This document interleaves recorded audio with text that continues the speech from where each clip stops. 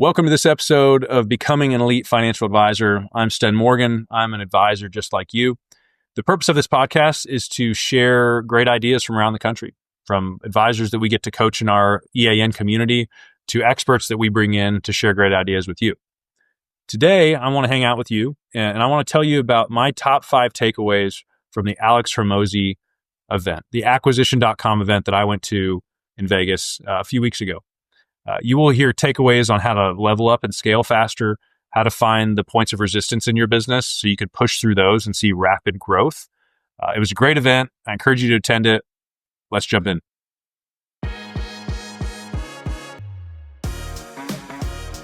I'm excited to dive into this episode with you. I recently attended the Alex Hormozi event in Las Vegas. This is the acquisition.com event. And it was a really challenging event for me. I had some really specific takeaways that when I returned from the conference, I made some pretty quick changes into my business. So I want to walk through the top 5 takeaways I had from the conference. I'm going to share with you how this has impacted my business, what I was maybe doing before, and how I'm going to change it moving forward. And I would recommend you attend the event, great event, but I want to give you these 5 top takeaways. All right, first one we're going to talk about is you need to find your main constraint. With EAN, our firm, we call this a resistance point. What is the thing that's standing in between you and your full potential? And then you need to obsess over it. Put as much of your resources as possible into solving this problem. Unfortunately, where I found myself in the past at times was I would get distracted by things. And so I would be trying to manage multiple projects at once.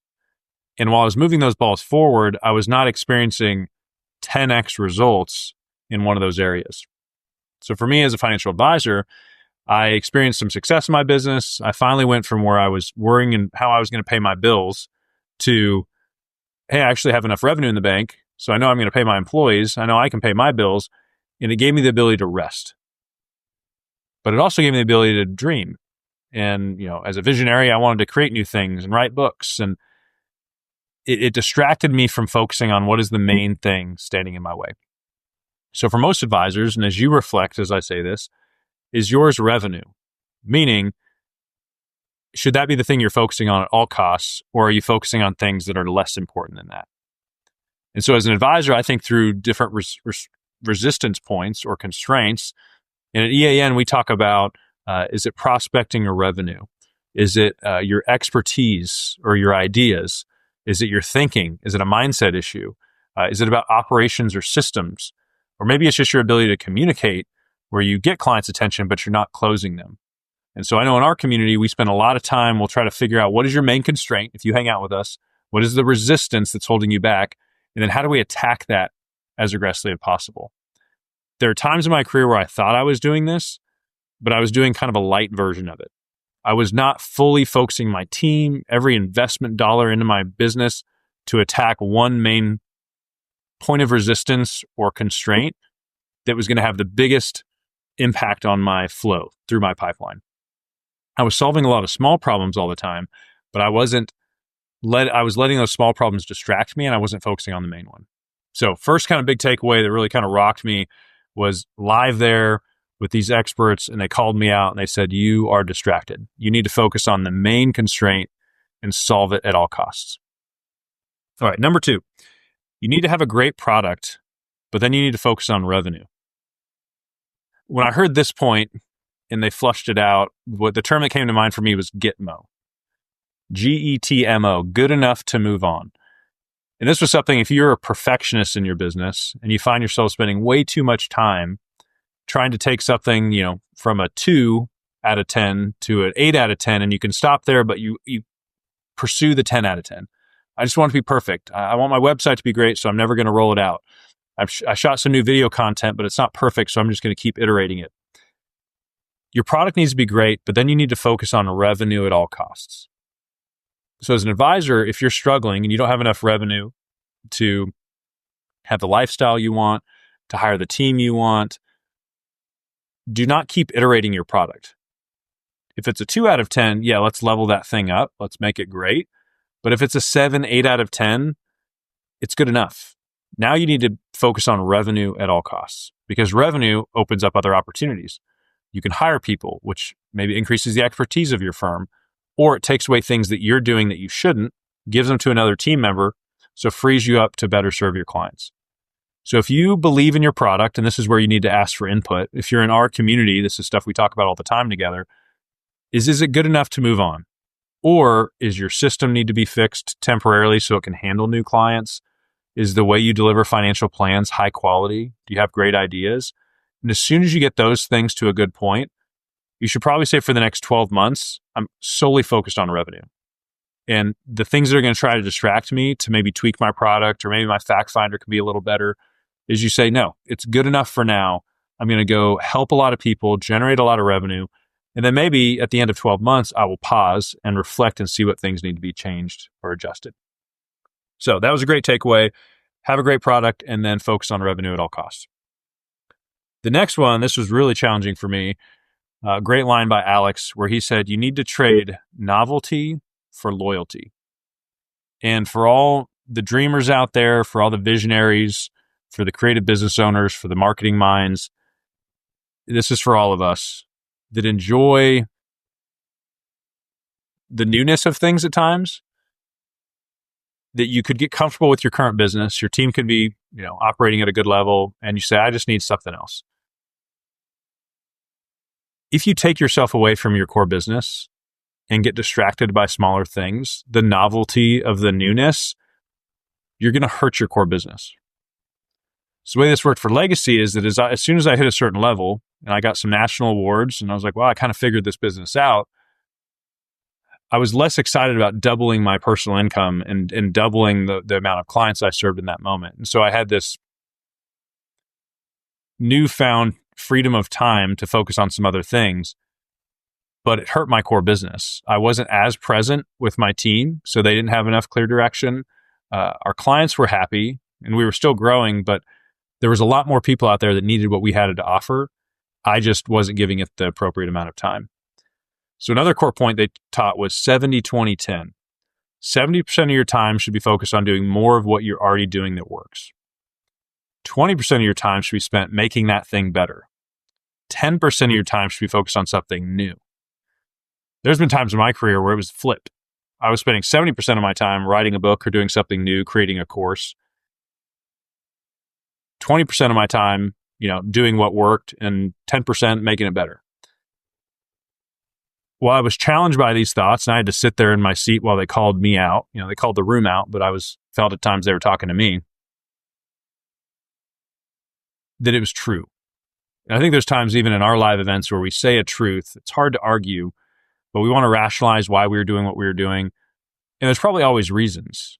There were some people at this event where they were like, hey, I want to sell my business. And they're like, well, if you want to sell one of your businesses for 10x its value right now, you need to shut down your other businesses. Well, on the surface, that's probably true if you put all your attention into one thing, but it's probably a little more complicated than that. You fire all those employees overnight. Maybe you need to come up with a 12 to 24 month run path to close those businesses down if you truly want to get 10x results with one of your businesses. So super challenging for me. I think it's good to kind of pause and ask yourself, do I have too much novelty in my business and life right now? Are there things that are fun, but maybe aren't helping as many people and are not driving revenue for myself? What I do know, as somebody that likes to be creative and create things and write books and create content for people to help more people, I do need to hold space for that creativity. And that's where the 10% comes in. I have made the mistake of pulling other team members into those meetings where I dream out loud. And if somebody's not prepared for that meeting or that's not the way their mind works, they can get freaked out by that. They can, why are we changing stuff again? And some people hate change. Like they want a system that works and they want to just run that system over and over again. So I've learned to be careful with who I have in the room when I think big ideas and then hold time for it, but hold the right amount of time for it. So that one was really challenging for me. The next one is most businesses have data risk. And data risk is not, is somebody going to come take your data? It is, do you even know what your data is? That the most strategic businesses are making data-driven decisions at all times. And so at minimum, this is something I've been working on for the last 2-3 years, you need to have a dashboard, and maybe this starts as a Google Doc or an Excel spreadsheet that tracks your main metrics every month. So what are the things that, inform you as a business owner if you're making the right decisions. This could be how much AUM you've added. This could be how many financial planning clients you currently have active. This could also be how many A+, A, and B clients you have, because the data might tell you, wow, our B client list is growing faster than our A's and A pluses. So maybe we're attracting the wrong type of client. Your expenses versus your income. Are we staying profitable? Most business owners, and I've been guilty of this in the past, I'm just going off of feel. It's like, hey, we got money in the bank. People seem happy.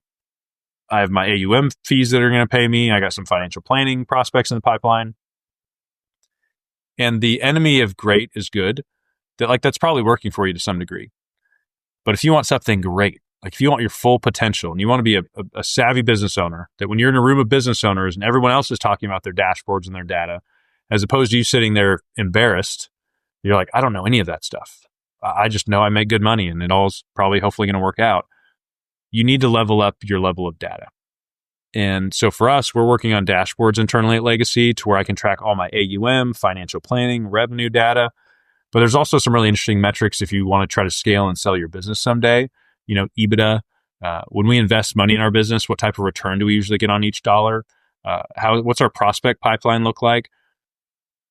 Don't take it too far where you're drowning in data. So I think there's an exercise here of kind of refining it down to are there maybe 5 to 10 data points that are the most clear indication of our success, so that if we're watching those closely at least once a month, and I'm meeting with my team and talking about it with my leaders, that's informing, should we keep on the path we're going down, or do we need to make a pivot? This could be as simple as I pay a bookkeeping company to run my expenses for me. Most business owners don't even have that. They might work with their CPA once a year to kind of reconcile their books from QuickBooks, and that's it. At minimum, you should have somebody sending you, and this shouldn't be your time. Your time is better spent doing something else, sending you your business metrics, your financial data at least once a month. Some business owners I know look at it every week. So a quick audit for yourself, where do you stand on the data side of your business? Are you fully in the know and it's live and updated dynamically? Or I have a spreadsheet, but I have to manually update it, so it's usually 2 or 3 months behind. Or are you in the camp, which I've been before, years past? I don't really know. I think I just hope it works out. And as long as we have money in the bank, I think I'm doing a good job. All right. The last one, and it felt like a lot of things came back to this, was the makeup of your team and your hiring process. In my experience, a less than great hire, and sometimes even a bad hire, could be the worst decision for my business. I feel it in my body talking about it, because I have a handful of people that come to mind that were good people, that were well-intentioned, but they didn't really have many skills. They didn't have much tenacity. And I had to spend so much time, effort, and money trying to extract from them what I wanted for them. And at times I wanted it more for them than they wanted it for themselves. And I would spend 1, 2, in some cases 5 years trying to get somebody to level up, and it didn't work out. As I reflect on that, I own most of it. I brought in the wrong person. I probably didn't have clear KPIs or a path to success for them on day one. I gave them essentially what I had when I entered the business, which is, hey, I'm here if you need me. We have a great system in place. Now go get them. And while that worked for some people, it doesn't work for everybody. So I was really challenged to say, in some of the metrics they used, do I interview 15 to 20 people for every role? And I instantly was like, of course not. Maybe up to 10 tops. But I need more reps than that. They talked about your job post. Is it really specific and is it motivational? They talked about in an interview, this was a really great point, you should hire people that can add something immediately, that you don't have to train from scratch. I think the term they use is, we're not in the business like the coaching business. We're not in the business of training people from scratch on our dime to maybe hopefully get a return on that investment. We want to go find people that are proven that on day one can make an impact to my business. As an advisor, I do think there's a space for bringing on somebody that is a new advisor that needs training, but they still need tenacity. They need, they want to work hard. There's things you can still evaluate, that you're not getting somebody that's so green, never been in business, doesn't know what they're getting into, and they're going to require almost too much work. Especially if you're in a small firm and you don't have training resources. If you are the business owner, this was true for me in the past, I'm the main advisor, I'm the business owner, and I'm also the head coach and teacher of everybody. I'm pulled in way too many directions. I'm not going to do any of those roles at an elite level. So are you interviewing enough people? Do you have clear job descriptions and KPIs? Like, what do I need out of this role? And when you interview somebody, an indication of if they're great for the job is that when you're interviewing them, they actually teach you something. So imagine if I'm hiring for a marketing position. If in that room, when I'm interviewing that person, it feels like I'm driving the conversation and I'm having to extract answers from them, maybe they're not an authority in their space. But imagine in that meeting, they say, hey, can I take that whiteboard marker from you? And they jump up on the board and they teach me something about funnel marketing or the flywheel, or, hey, have you ever done this with your podcast? I think that's a great clue that they're going to bring some expertise on day one. The next piece when it comes to hiring is it's okay at times to pay somebody before they become an employee to help you solve a problem. And so we're actively doing this right now with some of our hires, is as opposed to saying, hey, I got a good vibe from you, you took a DISC or a Colby assessment, let's see how this thing works out, which I've done some of that in the past. It's worked sometimes, most of the time it hasn't worked out great for the long term. I'm going to meet you, and while you're still working somewhere else, I'm going to offer to pay you on a project basis to help me solve a key problem that fits your job description. So now, instead of me moving you away from a job into a situation that may or may not work out, and then you don't have a job, we're going to work together. We're going to see what it looks like to have you involved in the culture, to see if you can really drive the results you think you can. And even at a high level, they were talking about when they've hired really high level execs, they were really straightforward. And they say, I'm going to pay you. Right now, you're asking to make $80,000, $100,000. I want to pay you for the next 3 months to work from 5 to 9 at night on a project that we need help with. If it's successful and you can prove to me that you're the right person, instead of paying you the 100 you're asking for, I'm willing to pay you 110, 115, 120 because you've de-risked it for me. I've seen you in action. And if you succeed, I'm willing to actually pay somebody that I know is going to be successful a higher salary than taking a risk on somebody that hasn't proven to me what they can do. So I was challenged a lot on the hiring process and the true cost of bringing on somebody that's not going to be a great addition to your team. And the smaller your team is, the more you'll feel that impact. So I'll wrap it up. Quick summary here. Point number 1 was find your constraint, what we call it EAN, your point of resistance to your full potential, and attack it at all cost. Have a great product, but then focus on growth. Don't go back and iterate your product. If it's Gitmo, if it's good enough to move on, focus on growth at all cost. Help more people. Trade novelty for loyalty. Don't get distracted. Data risk is huge. You should be making data-driven decisions at all times. And then what is your hiring process like?